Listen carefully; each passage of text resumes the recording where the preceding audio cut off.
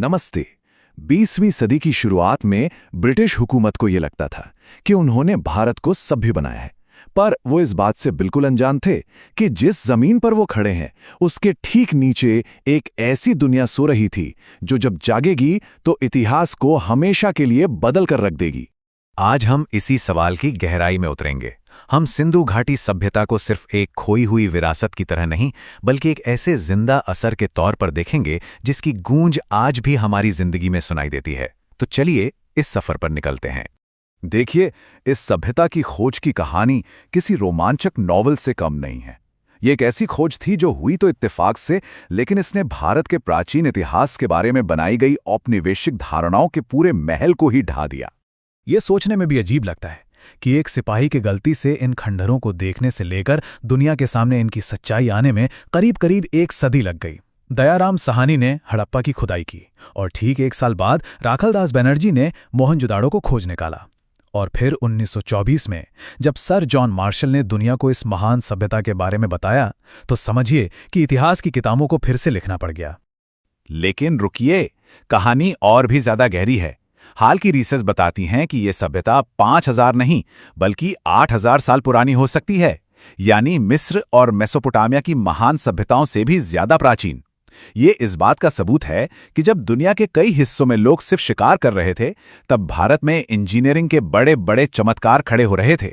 तो चलिए अब उस पहलू पर चलते हैं जो शायद सबसे ज्यादा हैरान करता है, इनकी शहरी प्लानिंग। एक ऐसी प्लानिंग जो अपने समय से हजारों साल आगे थी।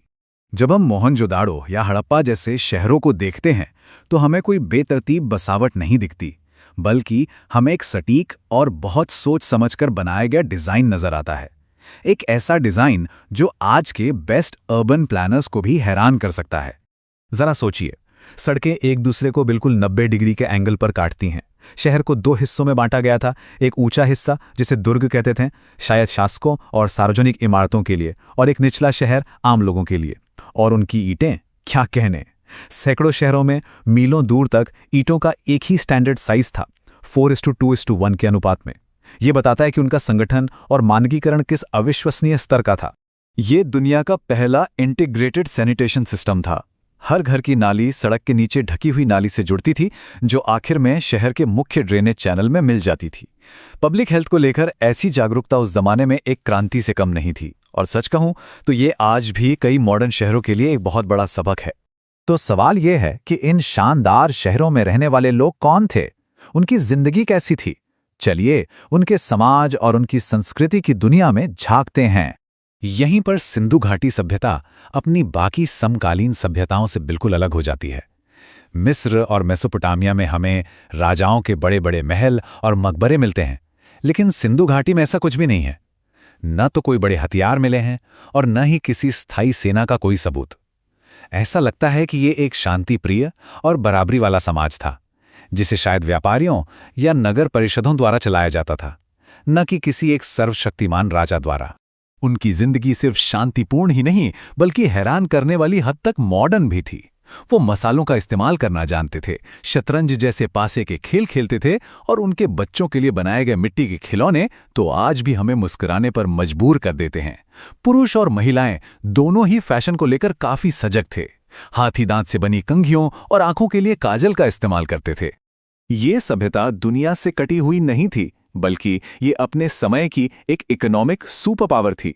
मेसोपोटामिया के पुराने ग्रंथों में मेलूहा नाम के एक अमीर व्यापारिक देश का जिक्र मिलता है। ज्यादातर इतिहासकार अब ये मानते हैं कि मेलूहा कोई और नहीं बल्कि सिंधु घाटी ही थी। गुजरात में लोथल का बंदरगाह दुनिया का पहला मानव निर्मित डॉकयार्ड हो सकता है, जो उनके विशाल समुद्री व्यापार का एक ठोस सबूत है।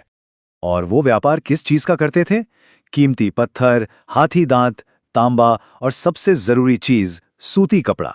जी हाँ, सिंधु घाटी के लोग दुनिया में पहले थे जिन्होंने कपास उगाना और उससे कपड़ा बुनना सीखा।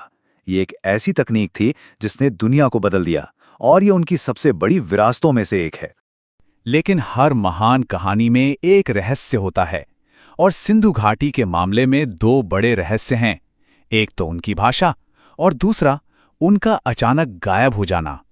हमें हजारों मोहरों और कलाकृतियों पर उनकी लिखावट मिली है, जिसमें 400 से 500 यूनिक सिंबल हैं। हम ये जानते हैं कि वो दाएं से बाएं लिखते थे, बिल्कुल उर्दू की तरह। लेकिन आज तक दुनिया का कोई भी भाषाविद या क्रिप्टोग्राफर इस कोड को तोड़ नहीं पाया है। उनके शब्द हमारे सामने हैं, पर वो खामोश हैं। ये इतिहास की सबसे बड़ी अनसुलझी पहेलियों में से एक है। और फिर आता है सबसे बड़ा सवाल। लगभग 1900 ईसा पूर्व के आसपास ये महान सभ्यता बिखरने लगी। बड़े बड़े शहर खाली हो गए।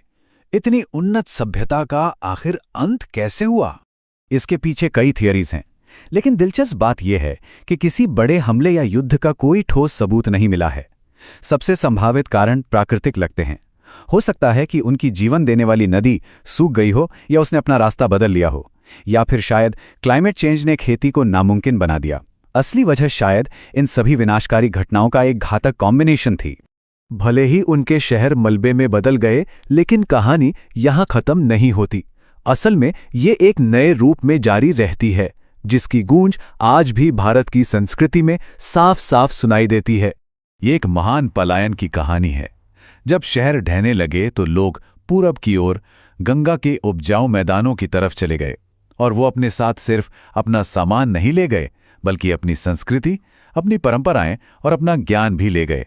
उनकी महान शहरी सभ्यता धीरे धीरे एक ग्रामीण संस्कृति में बदल गई, लेकिन उसकी आत्मा जिंदा रही।